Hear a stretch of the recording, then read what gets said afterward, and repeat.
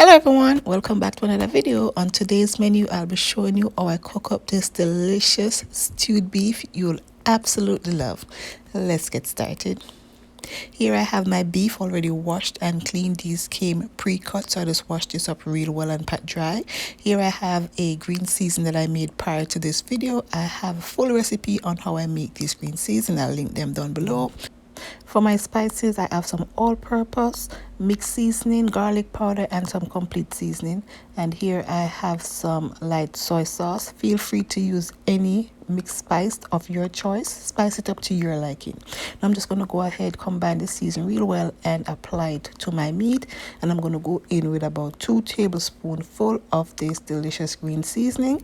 And I'm going to go ahead and massage the meat well and set this aside to marinate for about 2 to 3 hours. As you know my thing, the longer it sits, the better it gets. So if you want to do this overnight, be my guest.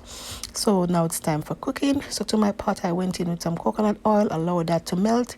Then I'm going to go in with some sugar and I'll be caramelizing the sugar for my browning. Of course, you could go ahead and just use browning if you're not comfortable with this step, but it is super easy. You just want to go ahead and watch it and don't allow it to go too black. Now, this is the perfect consistency for me. Now, I'm going to go ahead and add my meat and coat it generously in that brown sauce that we've created and allow this to be nice and caramelized all the way through. So you just want to go ahead and mix well.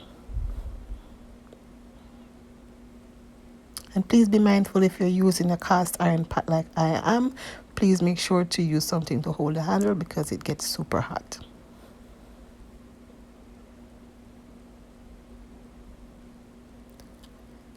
Now that the meat is nice and coated, I'm going to allow this to cover up and make its own juice for about 5 to 10 minutes. Once it has makes its own juice, I'm just going to go ahead, give it a stir, remove the cover and allow all these juices that it has created to reduce and lock in all the flavors before I show you what I do next. Now that the meat has reduced, the liquid has reduced, we're going to go ahead and add some hot water to this, and we're going to add hot water on interval until the meat is tender to your desired liking. So I'm just going to cover and allow this to cook. This cooked for about 40 minutes. In the meantime, I went ahead and prepared my veggies, some Irish potatoes, red and green bell pepper, carrots, scallion, thyme, pimento seed, tomato, and some onion. Now that the meat is nice and tender to my liking, I'm just going to go ahead and add the rest of my seasoning that I went ahead and cut up my seasonings and my veggies, and I'm going to go ahead and re-season, taste and adjust. You want to make sure to taste because this has been cooking for a while and we've been adding water, so the flavor might drop a little bit. So you want to go ahead and taste and add seasoning to your desired liking. Then I'm going to go in and a little bit more seasoning, add some ketchup, and I'm going to give it a good mix and allow this to sit and cook for another 20 minutes until the veggies are cooked, the potatoes are nice and soft, and my gravy is nice and thick.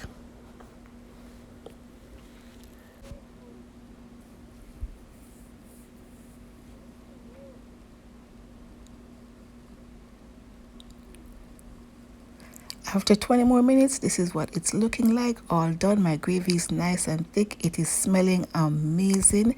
It is super flavorful. And yeah, this was so good. My entire family enjoyed it. I will leave the full recipe down below for you to follow.